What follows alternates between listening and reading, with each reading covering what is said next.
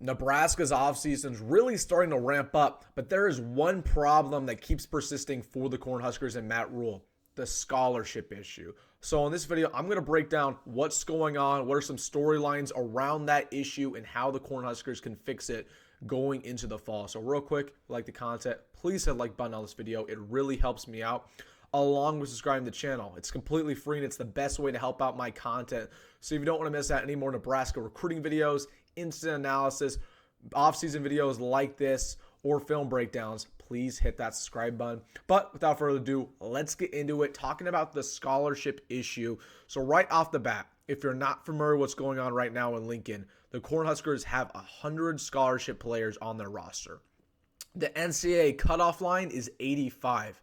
So Nebraska needs to basically get rid of 15 players from now to the fall. Before I get into it, really, I know there's going to be at least a couple people who go in my comment section and say, Wilson, don't worry, we can make those scholarship players, NIL walk-ons, basically. We'll pay for their tuition with NIL. And my comment to that is, no, it will not happen. That will not happen. We've already seen that not happen in the last 3 to 4 years with NIL existing. First things first, there's more incentives to a scholarship than just the money aspect of it. So let's get that straight. And second off, that's a lot of money going to tuition. We've already seen Nebraska hasn't done that in the past, and I just don't think they're going to do it now. So again, let's just get that out of the way. We cannot make 15 players NIL walk-ons. It's not happening. But my second thing is that this is basically like the NFL preseason, where you see when the NFL preseason, they start off with like 80 players on their roster, and then before the regular season, they cut that down to 54. That's what Matt Rhule needs to treat this like. He's been in the NFL before. He knows how it goes down. You basically need to say, okay, we're going to go through our spring ball, we're going to go through our conditioning, and whoever's not bought in, we're going to get them off the team, right? We're going to cut them. We're going to say, hey, we wish you well. We're going to drop you down the walk-on level, or we're going to just say, hey, you can go to a different program. So that's how we need to treat it. But let's go into basically every single position group, and we'll talk about some position groups that are way over on scholarships and what they should do there. So starting off with quarterback, there's only 3 players on scholarship, as we've talked about before: Raiola, Kalen, and Harburg. You're not doing anything there. You're fine with that. Cool. Running back, there's only 5. Cool. You're okay with that as well. But that's really where it ends when it comes to, the position groups that you don't want to mess with. Let's talk about wide receiver. Currently, there are 13 wide receivers on scholarship going into 2024. You've got to cut this down to about 10. Alex Bullock, for example. I love Alex Bullock. I think he's a hard worker, really good player. He recently went up from walk-on to scholarship. He's one of those guys that if Matt Rhule does not feel confident in him being one of the 5 best wide receivers on this roster, yeah, you move him back down to the walk-on level. Isaiah Garcia-Castaneda is a guy who's been with Nebraska the last 2 years and has barely played due to injury. He's one of those players where, again, if you don't feel confident about him being a part of that 5 deep, yeah, move him down to walk on or say, hey, Isaiah, thank you for your contributions, but it might be best for us to move on. And personally, I don't think either of those two will be in the 5 deep. I mean, Jamal Banks is going to be our wide receiver 1. Isaiah Nair is going to be in there. Malachi Coleman's going to be in there. Jalen Lloyd's going to be in there. And I expect to see Demetrius Bell or Jaden Doss as that other 5th receiver. So I don't expect either 2 of those receivers that I just mentioned, Bullock or Isaiah Garcia-Castaneda, to reach that 5 deep. So those are 2 players that Matt Rhule might need to move on from, or just move down to walk on. And again, and before I go any further, this isn't a personal shot at any of these players. Again, just kind of what Nebraska should do strategically, because yeah, you're going to have to make some tough cuts. It's the way it is. There's no way around it. So this is just my proposed plan of action, of course, with all the situations going on. So next to the tight end position, they currently have 6 tight ends on scholarship. I would bump that down to 4. I understand the tight end is a big part of this offense, especially knowing Marcus Satterfield, knowing Matt Rhule. They usually like to have 2 tight ends on the field at one time, but you still don't need 6 on scholarship. Nate Borgacher is a player, again, who if you don't feel confident about him being in that 2 deep, move him back down to walk-on where he was previously. And then you have a couple guys in there who are true freshmen. Like, you have 3 incoming true freshmen at tight end. Did you really need 3? I don't think you did.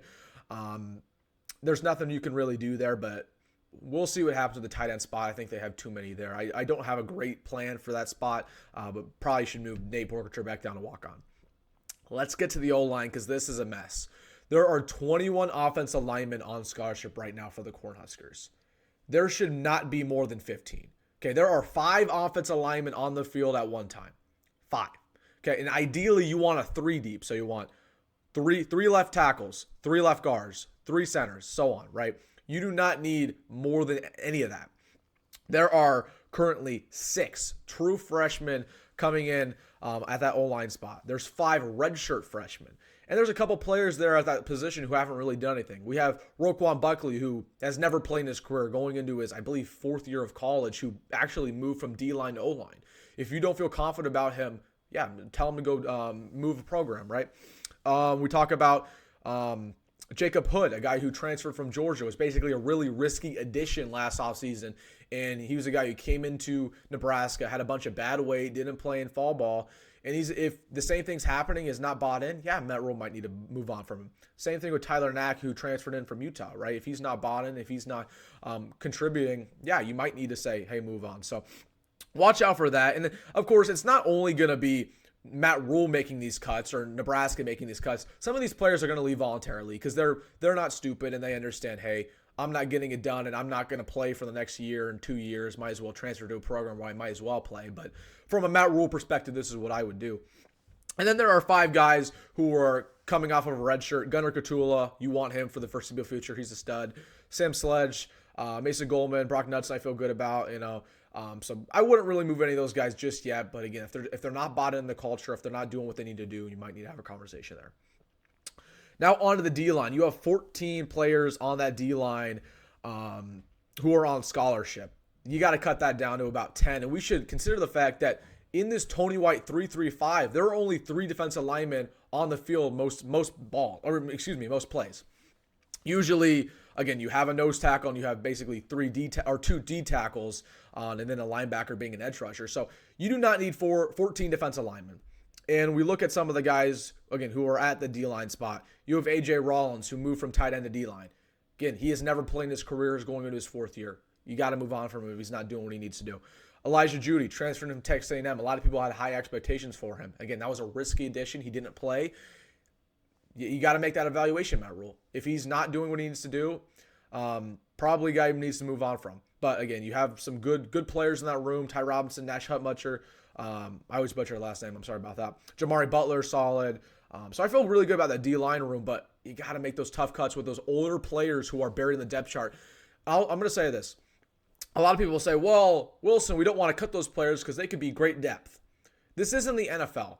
Ideally, you want your seniors to be your starters, and then as the depth chart progresses, seniors, juniors, younger players, and the freshmen. You do not want seniors as second and third strings. That means you're doing something wrong. Not in modern day college football. So again, AJ Rollins is going to his 4th year of college. You cannot be on the 3 deep. You cannot be third string going into your senior year. Like, it can't happen. Not in modern day college football with the transfer portal and everything going on. Going on to linebacker, you have 11 there. I think that's okay with how big linebacker is in this defense. That's fine. I don't really see a guy on this linebacker room that I'd even move. I mean, maybe one. Gage Stanger's a guy who, again, I love him. Again, Millard South kid, but was a risky addition and hasn't really panned out the way we've wanted. Was a Scott Frost addition as well. So, again, just putting that out there. Now let's get into potentially the biggest problem on this team when it comes to scholarship. The defensive back room. Wait for it. There are 24 defensive backs on scholarship on this roster. I mean, just do a little bit of quick math. That is more than 25% of the scholarships on this roster. I mean, way more, about 30%. You got to cut that down to 15. You got to cut like 8 guys, 9 guys in that room. Okay, DB is really important in a 3-3-5. It's very important. It is not 24 scholarships important. Let's just run through some of the guys who maybe Matt Rhule should move on from. Kobe Brett's guy really hasn't played. But we talk about the incoming true freshman class. This is the biggest problem with this. There are currently 9 incoming true freshmen who are on scholarship this year. That's a problem. That is a problem, because what are the odds all of them pan out? And those guys are basically wasting away on a scholarship when they're not. None of them are going to play. So that's something we should definitely consider. And I don't know all of the scholarship, I should say, situations with all of them.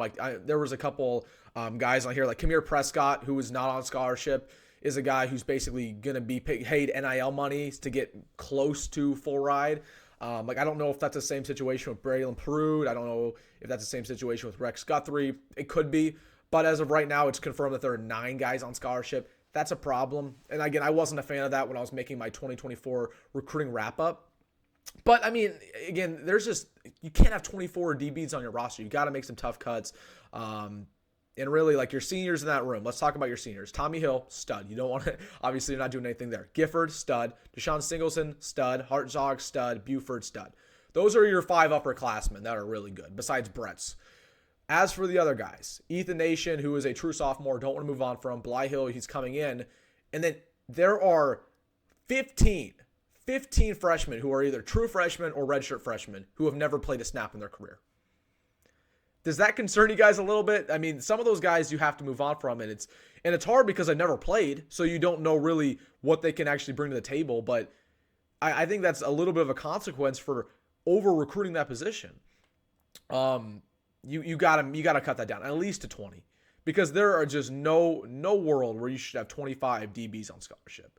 I get how big of a position the secondary is in our team. It should not be 25 scholarship important. There's no position that's worth that much. So that is the secondary. And then last but not least, to the scholarship point, we talk about the special teams. Of course, you have Tristan Alvano, the only kicker on scholarship, but you have 2 punters on scholarship right now, Brian Buschini and Camden Koch, or Camden Cook, excuse me, the son of past Husker legend Sam Cook. You got to get rid of one of these punters from scholarship, whether it's Cook, who you basically say, hey, we're going to put you on, we're going to put you as a walk-on for 1 year, and then you'll be on scholarship the next year, whether that's that or Buschini, who goes down to being a walk-on, because let's be real, Buschini was really good in 2022, his first year here when he transferred from Montana. He was terrible last year. He was one of the worst punters in Power 5. And I'm not going to lie, I love Buschini. I think he's a great guy. But I was not too thrilled when he announced he was coming back, because Nebraska fans were celebrating it, and I'm sitting here like, Brian Buschini, like, there were so many games where he had about 20-yard punts, 30-yard punts that just screwed over the defense. He was terrible last year, and I hope he gets better, but it's one of those things where it's like, man, wow, I don't know why he came back, but that's my point with the punter. So, again, to just wrap up the entire conversation, Matt Rhule's got to make tough cuts. It's the way it is. It's unfortunate.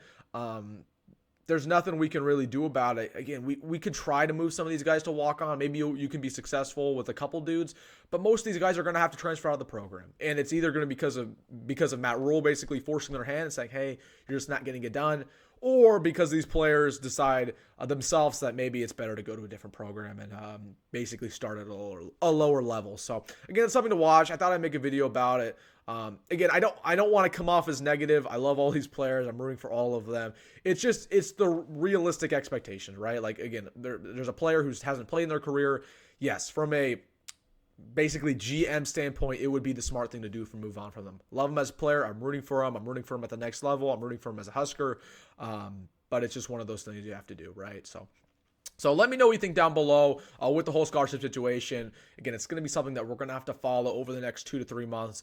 There are going to be guys who transfer out of the program. It's just the way it is. So, and of course, we'll have updates about that as it goes on here on Wilson Sports. But as always, folks, go Big Red, go Matt Rhule, and see you in the next one.